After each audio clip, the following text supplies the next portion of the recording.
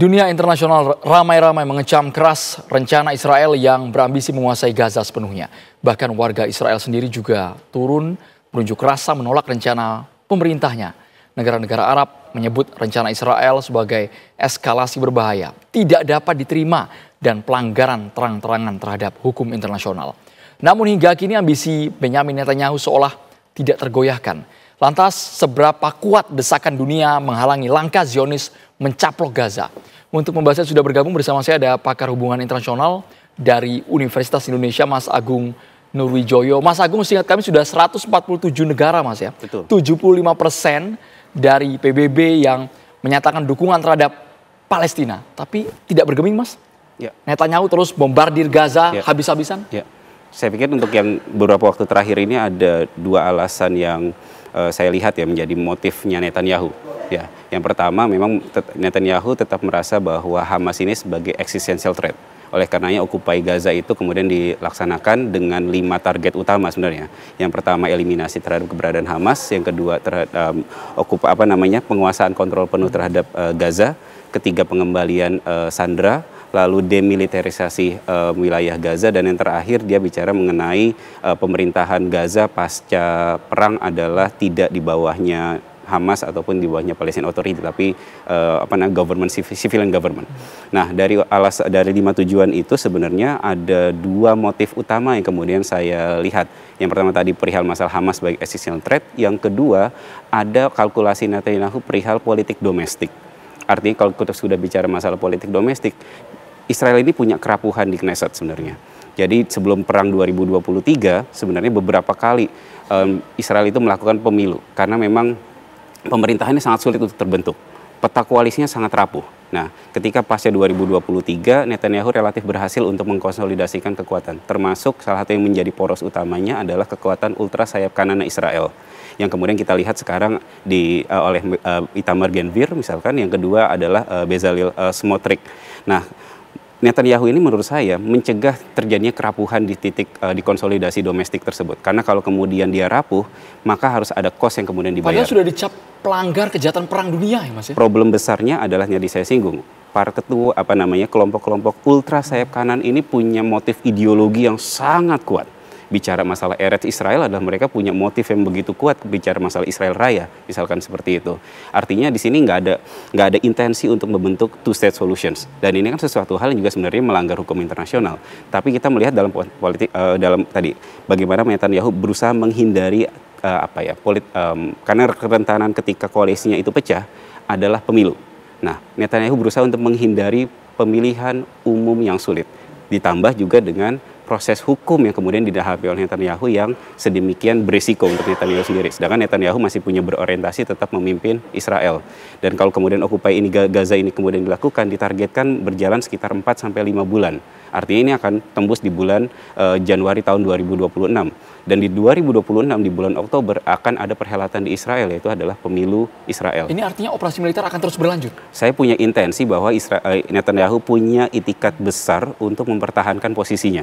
Nah, salah satunya adalah dengan kemudian memperpanjang durasi dari perangnya. Meskipun tadi kita lihat bahwa tekanan domestiknya cukup kuat gitu ya. Orang kemudian berdemonstrasi, tapi ini menunjukkan karakteristik politik Israel yang unik. Cenderung mungkin tidak mendengarkan publik domestiknya, tapi lebih mendengarkan bagaimana kelompok koalisi ini memberikan aspirasi terhadap Netanyahu. Kelompok koalisi tidak bisa digoyang Mas sama publik sendiri. Nah, ini menjadi satu hal yang menarik ya, karena tadi ada motif ideologi yang saya rasa ini mendorong. Karena beberapa waktu kebelakangan, selain Itamar Ben-Gvir, selain Bezalel Smotrich, sebenarnya juga ada misalkan Partai Shas. Partai Shas sempat kemudian akhirnya keluar dari koalisi, karena mereka ada beberapa hal yang kemudian tidak setuju dengan Netanyahu. Nah, dalam konteks politik domestik saya pikir ini yang menjadi pertimbangan kalkulasi bagi Netanyahu bagaimana dia untuk mengkonsolidasikan power di dalam Israel sendiri. Meskipun dalam fakta sekarang kita lihat juga tekanan internasional begitu bertubi-tubi. Bahkan hari ini kita melihat bahwa Australia yang tadinya cenderung abu-abu akhirnya sekarang memberikan pernyataan tegas bahwa bulan September besok akan mengikuti langkah sedemikian rupa untuk mendukung kemerdekaan Palestina. Ini jadi satu fakta yang tambahan yang menarik ya. Kemudian kita lihat bagaimana gelombang dukungan internasional sangat masif terhadap Palestina hari ini. Sekali lagi saya tanyakan ke Mas Agung, kalau memang sudah mayoritas negara dari anggota Dewan Kehormatan PBB, mereka sudah memberikan dukungan kepada Palestina. Apakah diplomasi saja itu tidak akan seampuh itu, Mas, untuk mengubah jalannya peta Netanyahu di Gaza? Saya merasa bahwa pertama kita sebagai masyarakat yang cinta damai ya, menghindari apa yang dinamakan dengan kekerasan. Tentu kemudian dan dalam hal ini sebenarnya menjadi poin menarik adalah ketika dukungan internasional itu tidak bisa serta-merta ya dukungan kecaman terhadap Israel itu satu hal yang penting dalam diplomasi ya, tapi diplomasi ini tidak bergerak dalam ruang yang hampa. Artinya sampai sekarang adalah kita melihat tidak ada bentuk konversi dari dukungan tersebut dalam bentuk power. Langkah konkretnya kami belum lihat, Mas, sejujurnya, Mas. Betul, ini akan menjadi poin saya. Pertama kita lihat misalkan dalam posisi Jerman yang kemudian mensuspend ya bantuan militernya terhadap Israel. Jerman itu, Mas Andro, 30% dari impor Israel dalam konteks militer itu berasal dari Jerman. Artinya kalau 30% ini terganggu domestiknya. Inggris beberapa waktu terakhir ini sudah menghentikan dahulu proses pembicaraan free trade area dengan Israel.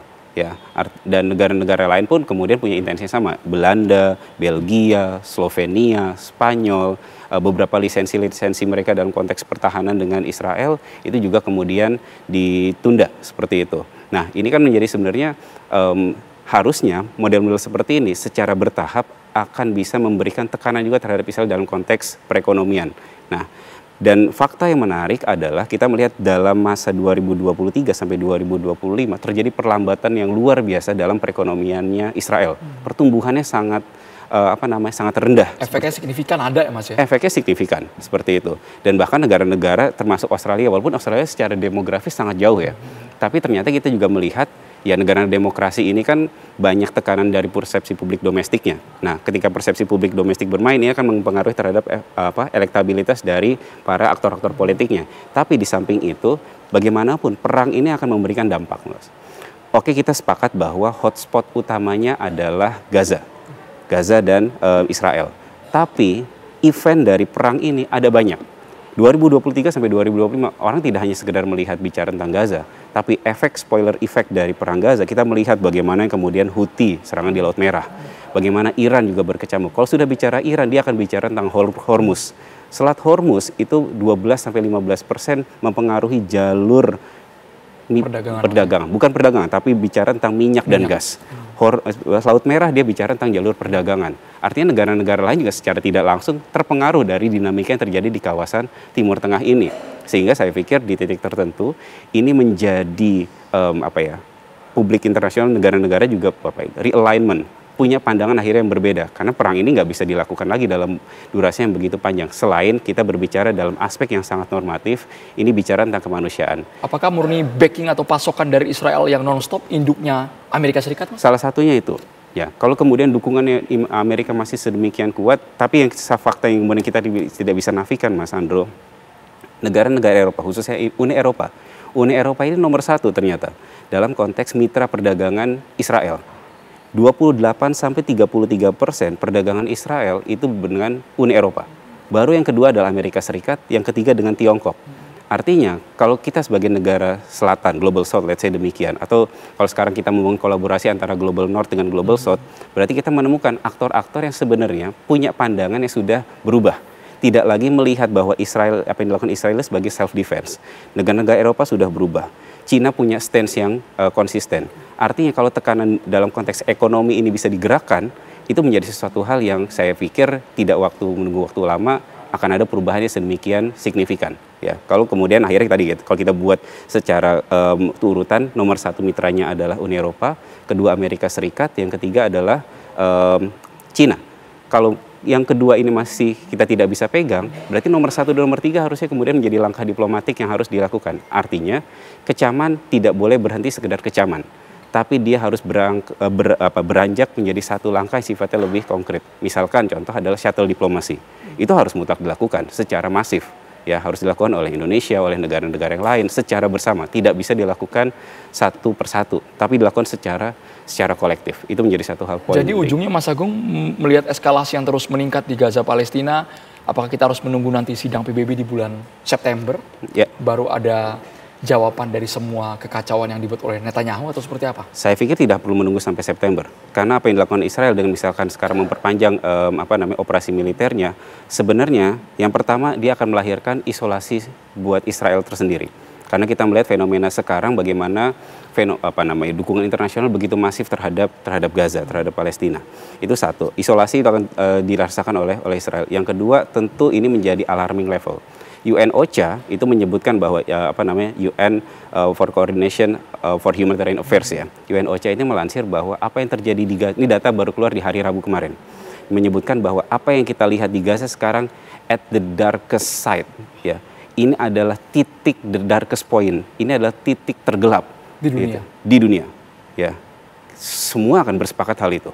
Dan ini kekejian yang begitu luar biasa. Yang artinya semua, kalau kemudian kita bicara negara barat, mereka mengagungkan tentang nilai-nilai universal, normatif power dan segala macam. Harusnya ini menjadi kalkulasi yang mereka harusnya bergerak lebih masif. Apalagi publik domestiknya sudah banyak bergerak, ya kan? Demonstrasi tidak berhenti di tadi yang dicontoh ada di Istanbul, bahkan di Australia, ya kan? Kita juga menunggu mungkin sesaat lagi Jepang misalkan akan merubah posisinya, walaupun Jepang cenderung posisinya adalah lebih netral seperti itu.